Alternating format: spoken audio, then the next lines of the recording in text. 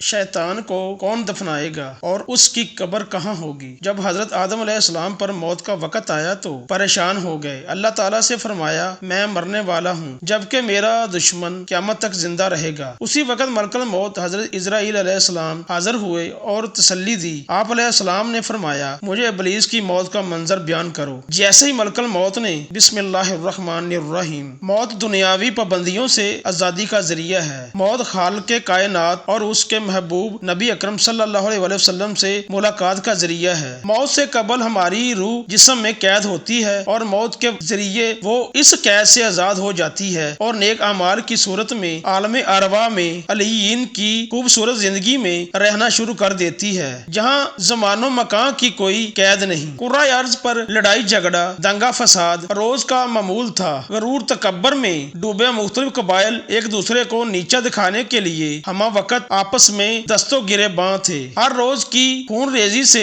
जमीन लहूलुहान हो चुकी थी। खौफनाक आवाजों से पहाड़ सहरा लर्ज उठे थे। खुद अहले आसमान भी मुजतरबो मुतफक्कर थे। ऐसे में बारी ताला ने जिब्राइल अलैहिस्सलाम को हुक्म दिया कि फरिश्तों की एक जमात इस फसाद की किला कमा के लिए जमीन पर भेजी जाए। चुनाचे फरिश्तों की एक जमात जमीन पर उतरी। उसने शर पसंद अनासर का खात्मा करके बाकी मखलूक को दूर दराज जजीरों की जानब धकेल दिया। फरिश्तों का काम खत्म हो चुका था। इन्होंने आसमानों पर वापस जाने के लिए अभी उड़ान भरी ही थी कि उनमें चंद की नजर नीचे जमीन पर लाशों के ढेर के दरमियान एक मासूम 9 उम्र लड़के पर पड़ी जो ज़ारो कतार रो रहा था। उसके वालिदैन समेत पूरा खानदान इस जंग में काम आ चुका था। फरिश्तों को इस बच्चे की कम उम्री और मासूमियत पर तरस आया। उन्होंने हजरत जिब्राइल अलैहिस्सलाम के जरिए अल्लाह ताला से इजाजत ली और इस बच्चे को आसमान पर ले आए, जहाँ ये फरिश्तों की जेरे निगरानी तालीमो तरबियत के मराहल तय करने लगा। इस बच्चे का नाम अज़ाज़ील था। जमीनो आसमान के वजूद में आने के बाद रब्बुल आलमीन ने 2 मखलूकात पैदा फरमाई, एक नूरी और दूसरी नारी। नूरी मखलूक को नूर से पैदा फरमा कर आसमानों पर तैनात फरमाया जो फरिश्ते कहलाते हैं और नहायत नेक सीरत मासूम और फर्मा बरदार हैं। वो हर वक्त हर लम्हा रब जुल जलाल की इबादत में मसरूफ रहते हैं। ना खाते हैं, ना पीते हैं, ना ही सोते हैं। उनमें कोई मुज़क्कर मुअन्नस नहीं और ना ही उनकी अफज़ैश नस्ल होती है। जबकि दूसरी मखलूक नारी कहलाती है। उसे भड़कती हुई आग के शोलों से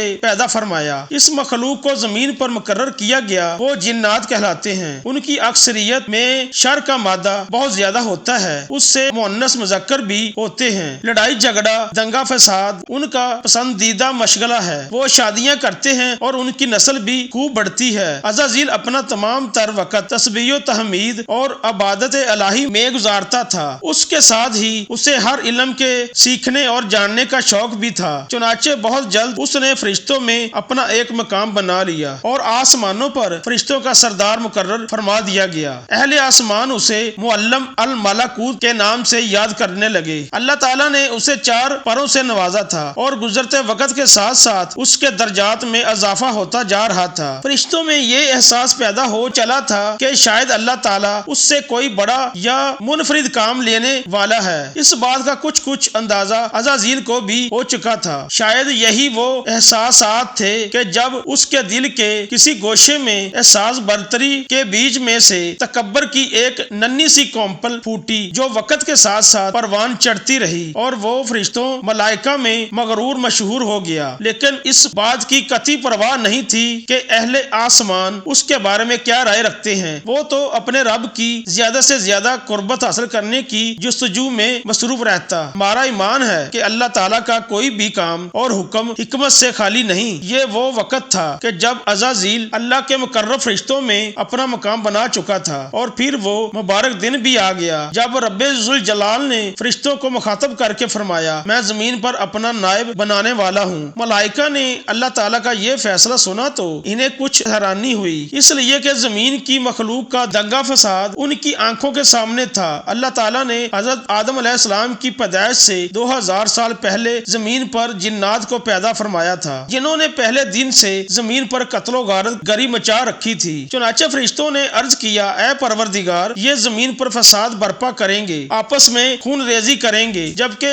हम तो दिन रात तेरी तस्बीह तहमीद में मसरूफ रहते हैं। अल्लाह ताला ने फरमाया, बेशक, लेकिन जो कुछ मैं جانتا ہوں وہ تم نہیں جانتے۔ چنانچہ فرشتوں نے مشیت الہی کے آگے سر تسلیم خم کر دیا۔ پھر اللہ تعالیٰ نے فرمایا میں مٹی کا ایک انسان بنانے لگا ہوں، پھر جب بنا چکوں اور اس میں اپنی روح پھونک دوں تو تم اس کے آگے سجدے میں گر پڑنا۔ ابلیس کے غرور نے اسے مردود بنا دیا، اور جب اللہ نے فرشتوں کو سجدے کا حکم دیا تو وہ سب سجدے میں گر گئے، مگر شیطان نے انکار کیا اور غرور و تکبر میں آ کر کافر بن گیا۔ اللہ تعالیٰ نے فرمایا اے ابلیس تجھے سجدہ کرنے سے کس چیز نے روکا؟ اس نے کہا میں اس سے افضل ہوں، مجھے تو نے آگ سے پیدا کیا ہے اور اسے مٹی سے بنایا ہے۔ اللہ نے فرمایا تو بہشت سے نکل جا، تجھے شایان نہیں کہ یہاں غرور کرے، پس نکل جا، تو مردود ہو گیا۔ اس نے کہا مجھے روزے محشر تک کی مہلت دے دے۔ اللہ نے فرمایا جا تجھے مہلت دی جاتی ہے۔ پھر شیطان نے کہا کہ مجھے تو نے ملعون کیا ہی ہے، مگر میں بھی تیرے سیدھے راستے پر چلنے والوں کو بہکاؤں گا، ان کے آگے سے اور پیچھے سے، دائیں اور بائیں سے، غرض ہر طرف سے آؤں گا، اور تو ان میں سے اکثر کو شکر گزار نہیں پائے گا۔ اللہ نے فرمایا یہاں سے ذلیل و خوار ہو کر نکل جا، ان میں سے جو شخص تیرا کہنا مانے گا میں تجھ سمیت ان سب سے جہنم کو بھر دوں گا۔ بارگاہ خدا بندی سے دھتکارے جانے کے بعد شیطان عزازیل ابلیس بن گیا۔ اس کے غرور و تکبر اور اعونت کی بنا پر اس کی ہزاروں سالوں کی تسبیح و تقدیس اور عبادت و اطاعت اس کے منہ پر مار کر اس سے عرش سے فرش پر پٹک دیا گیا۔ ناظرین، قرآن کریم میں اللہ تبارک و تعالیٰ فرماتے ہیں کہ ہر نفس کو موت کا ذائقہ چکھنا ہے، یعنی کائنات کی ہر جاندار کے لیے اللہ پاک نے موت کا وقت اور جگہ متعین کر رکھی ہے۔ اس سے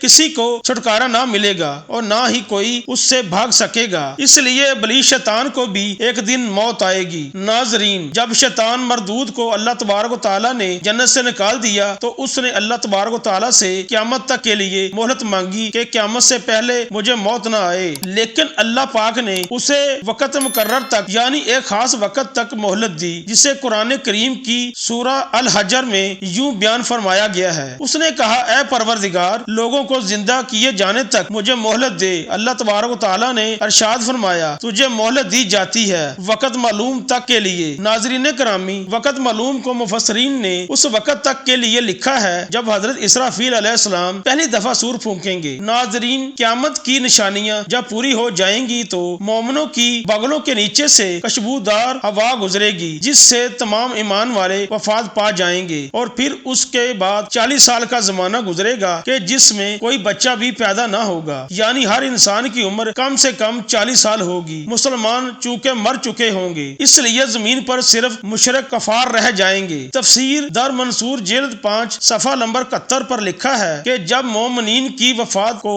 40 سال گزر چکے ہوں گے تو پھر حضرت اسرافیل علیہ السلام پہلی دفعہ سور پھونکیں گے۔ شروع میں اس کی آواز نہایت کم ہوگی کہ لوگ کان لگا کر سنیں گے، مگر پھر یہ بڑھتی بڑھتی اس قدر زیادہ ہو جائے گی کہ کانوں کے پردے پھٹ جائیں گے، ان کے نتنوں سے پیپ بہنا شروع ہو جائے گی اور لوگ مر جائیں گے، انسان، جن، فرشتے، یہاں تک کہ شیطان ابلیس کو بھی اس نسخہ اولا کے وقت موت آئے گی۔ اس کے 40 سال بعد حضرت اسرافیل علیہ السلام دوسری مرتبہ سور پھونکیں گے تو پھر تمام مردے زندہ ہو جائیں گے اور قیامت قائم ہو جائے گی اور میزان لگے گا، یعنی نفخہ اولا کے وقت ابلیس کو موت آئے گی اور نفخہ اولا اور نفخہ ثانیہ کے مابین 40 سال کا عرصہ ہوگا، اور یہ کہ ابلیس 40 سال تک مردہ رہے گا۔ ناظرین، آئیے آپ اس بات پر روشنی ڈالتے ہیں کہ ابلیس کو موت کیسے آئے گی اور وہ یہ 40 سال مردہ حالت میں کہاں گزارے گا۔ اس سلسلے میں حضرت کعب احبار رضی اللہ تعالی عنہ کی مشہور روایت پیش کرتے ہیں۔ حضرت کعب بن احبار رضی اللہ تعالی عنہ ارشاد فرماتے ہیں کہ جب اول بشر یعنی حضرت آدم علیہ السلام کی وفات کا وقت آیا تو وہ پریشان ہو گئے اور اللہ تبارک و تعالیٰ سے عرض گزار ہوئے اے اللہ میری موت سے ناراض لیے دشمن خوش ہوگا کیونکہ میں مرنے والا ہوں اور وہ قیامت تک کے لیے زندہ رہے گا۔ اسی وقت ملک الموت حضرت آدم علیہ السلام کی خدمت میں حاضر ہوئے اور فرمایا اے ابو آدم، آپ علیہ السلام وفات کے بعد جنت میں رہیں گے جبکہ ابلیس قیامت تک دنیا میں رہے گا۔ پھر قیامت سے 40 سال پہلے اس کو ایسی موت آئے گی کہ وہ پوری دنیا کے انسانوں جتنی موت کی تکلیف برداشت کرے گا اور پھر جہنم ہی اس کا ٹھکانہ ہوگا۔ حضرت کعب رضی اللہ تعالی عنہ مزید ارشاد فرماتے ہیں کہ حضرت آدم علیہ السلام نے ملک الموت سے فرمایا کہ مجھے ابلیس کی موت کا منظر بیان کرو۔ ملک الموت علیہ السلام نے ابلیس کی موت کا حال بیان کرنا شروع کیا تو وہ اتنی دردناک تھی کہ حضرت آدم آدم علیہ السلام اپنے آنسوؤں پر قابو نہ رکھ سکے۔ لوگ حضرت کعب احبار رضی اللہ تعالیٰ عنہ سے عرض کرنے لگے، ہمیں بھی ابلیس کی موت کا کچھ منظر بیان کریں۔ لوگوں کی بے جا فرمائش پر حضرت کعب رضی اللہ تعالیٰ عنہ نے ابلیس کی موت کا منظر یوں بیان فرمایا: اللہ تبارک تعالیٰ ملک الموت سے فرمائے گا، میرے غضب اور غصے کا لباس پہن کر جاؤ، ابلیس کی روح قبض کرو اور ابلیس سے تمام انسانوں اور جنوں سے زیادہ سختی کرنا۔ جب ملک الموت علیہ السلام غضب و غصے سے بھر کر موت کے فرشتے کے ساتھ ابلیس کی روح کو قبض کرنے آئیں گے تو جو بھی آسمان اور زمین پر ہے ان کو دیکھ لے گا اور فوراً ہی مر جائے گا۔ جب ملک الموت علیہ السلام ابلیس کے پاس پہنچیں گے تو وہ دھاڑے مار مار کر روئے گا۔ پھر شیطان کو موت کی تکلیف دی جائے گی جو کہ ساری مخلوق کی تکلیف سے بھی زیادہ ہوگی۔ ابلیس گھبرا کر مشرق کی جانب بھاگے گا تو کبھی مغرب کی جانب، لیکن ہر طرف اپنے سامنے ملک الموت اسلام کو پائے گا۔ سمندر میں چھپنے جائے گا تو سمندر اسے جگہ نہ دے گا۔ آسمان کی طرف بھاگے گا تو وہاں مقرر فرشتے اس کو آگ کے کوڑے ماریں گے۔ حضرت آدم علیہ السلام کی قبر کے پاس کھڑا ہو کر کہے گا، اے آدم، تمہاری وجہ سے میں ملعون و مردود بنا، کاش کہ تم پیدا ہی نہ ہوئے ہوتے۔ پھر ملک الموت علیہ السلام سے کہے گا، کتنی سختی اور تکلیف کے ساتھ میری جان نکالو گے؟ ملک الموت علیہ السلام فرمائیں گے، جتنے لوگ جہنم میں ہیں ان سب کی موت سے کہیں زیادہ تکلیف اور سختی کے ساتھ۔ یہ سن کر شیطان تڑپنے لگے گا اور چیختا چلاتا ادھر ادھر بھاگنے لگے گا اور اسی جگہ پہنچ جائے گا جہاں اس نے جنت سے نکلنے کے بعد پہلا قدم رکھا تھا۔ وہ جگہ آگ کے انگارے کی طرح سرخ ہوگی، زمین چنگاری کی طرح ہو جائے گی اور زبانیاں فرشتے اس کو گھیر لیں گے اور زنبوروں اور آروں سے اس کو چیریں گے جب تک اللہ تبارک و تعالیٰ چاہیں گے۔ اس وقت تک حالت نزاع اور موت کے غصے کا شکار رہے گا اور وہاں جہنم کی سنگھاسیاں لگی ہوئی ہوں گی اور سنگھاسیوں سے تڑپا تڑپا کر اس کی جان نکالی جائے گی۔ حضرت آدم و حضرت حوا علیہ السلام سے کہا جائے گا، ذرا اپنے دشمن کو دیکھو کس طرح ذلت کے ساتھ مر رہا ہے۔ وہ دیکھ کر کہیں گے، یا اللہ، تو نے ہم پر اپنی نعمت مکمل فرما دی۔ انہیں ناظرین، انہی جہنم کے گڑھوں میں ابلیس 40 سال تک مردہ رہے گا اور یہی اس کی قبر ہوگی۔ پھر 40 سال بعد دوبارہ حضرت اسرافیل علیہ السلام سور پھونکیں گے تو تمام مردے زندہ ہو جائیں گے اور اصحاب کتاب کا عمل شروع ہو جائے گا۔ ناظرین کرامی، اس کائنات کی ہر چیز فنا ہونے والی ہے اور اگر کسی کو دوام حاصل ہے تو وہ صرف اللہ تبارک و تعالیٰ کی ذات ہے۔ بس ہمیں ہر وقت تیار رہنا چاہیے کہ کیا پتہ کب کون سی گھڑی ہماری اس دنیا میں آخری گھڑی ہو اور پھر ہمارے پاس پچھتاوے کے علاوہ کچھ باقی نہ رہے۔ اللہ تبارک و تعالیٰ سے دعا ہے کہ اللہ تبارک و تعالیٰ ہمیں آخرت کی تیاری کرنے، نیک اعمال کرنے اور گناہوں سے بچنے کی توفیق عطا فرمائے۔ آمین یا رب العالمین۔